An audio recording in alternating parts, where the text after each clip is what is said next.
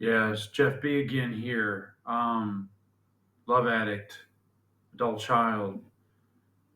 Uh, I did another video earlier and I realized that I was going to have to dig deeper in this backstory of my sex and love addiction.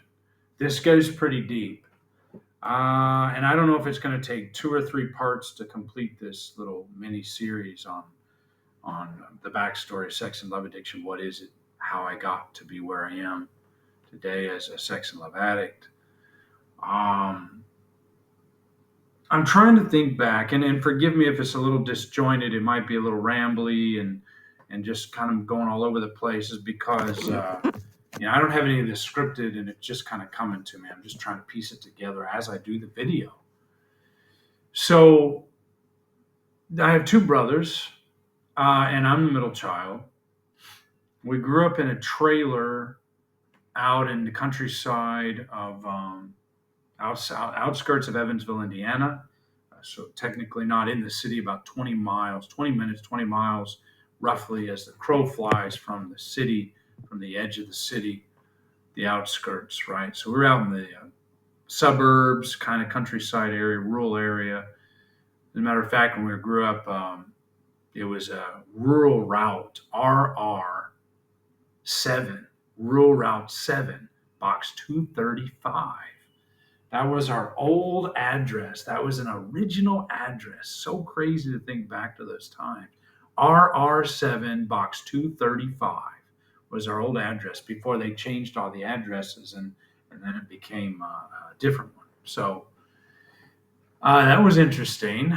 But growing up out there, like I said, two brothers, and we were pretty close. We had some fighting. We had a lot of things going on, and all the family dynamics, the instability between my mother and father didn't help things. But I'm just trying to reflect back on bath time, being naked, being exposed, of course, being brothers. We were going to be exposed to each other naked, and my older brother and I had to take a bath together.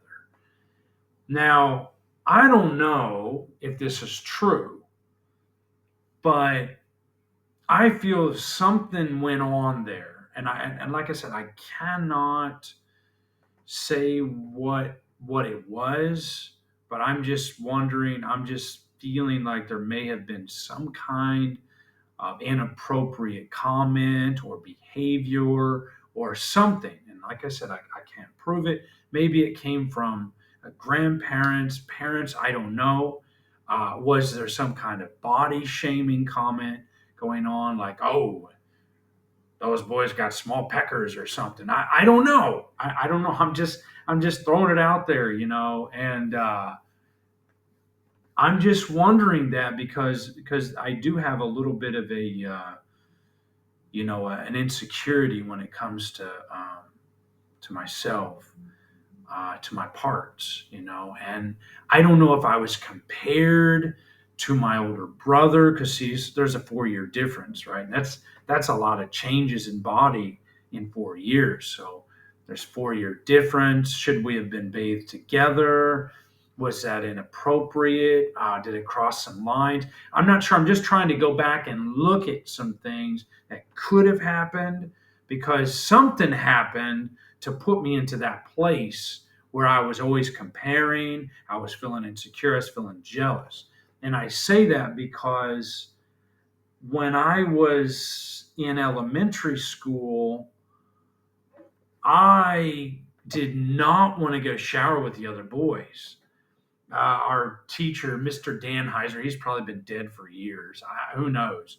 It was some weird guy, half part Native American, and he couldn't hardly speak English right. And anyway, the guy was weird, and he's like, "Get in the shower, boys! Get in there." And so he made us all get in the shower together and take showers together during gym class. And I sure as hell did not want to do it. I remember that. I remember being very shy, and I avoided the shower at all costs. I really was terrified of going in there. And I think I did it maybe one time, and I kept my clothes on, kept my underwear on, and all that. And that was a big problem because that set something up in motion, that set a chain of events in motion that I wasn't able to get out of, and I continued to operate like that for a long time. And I also remember, fast forward a little bit, maybe even around the same time, being in school, um, not wanting to use the urinal, even as far back as elementary school. I know for sure in middle school, I did not, I would avoid the urinal and I would use the stall, right? So I would go into the stall to urinate. And I think that had to do with my fear of not being measuring up, of not being like the other boys, maybe being a late bloomer. Of course, now I think I'm okay, average, just normal, nothing like um, out of the ordinary. Uh, and I've been with partners and stuff that have told me that I'm okay and it's fine and there's not really any problems in that area. So I just, whatever. It is what it is, and I'm just opening up about this because I'm trying to put the pieces together myself. Quite honestly, this is to help me and maybe help somebody else open up about their encounters and stuff. um, so I remember that, and not feeling secure enough to urinate at the urinals, to piss at the urinals, going into the stall, the whole bathing together. I remember my father walking around naked. I do remember that, and his penis was hanging out, and I would look and say, "What's wrong with me? What is this? How come I look like that and he looks like that? Oh my gosh, I must have been born wrong. I'm flawed. I'm not good enough. What the hell's the matter with me? I'm a defect. I'm a degenerate. I'm a degenerate."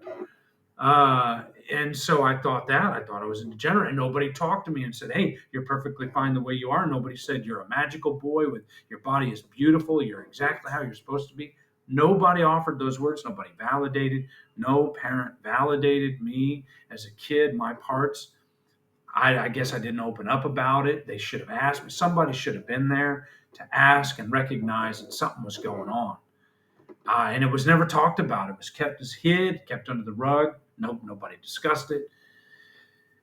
So there you go, and that set in motion events that would be with me to this day.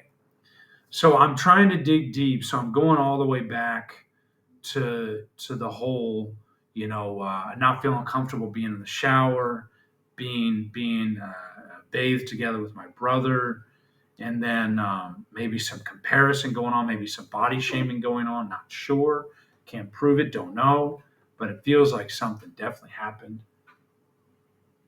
And then also then being around friends who were a little bit more sizable than myself, penis wise. I saw a kid at the urinal when I was in middle school. His name was Tommy. I saw him. And I was very angry, very jealous, very insecure because I was like, what is this? What is wrong with this kid? This kid's in like sixth grade. How the hell? What did he do? Grow up near a nuclear power plant? What the hell is this? And I'm looking at myself. I'm like, my God, I inherited something wrong here. Wrong DNA or whatever.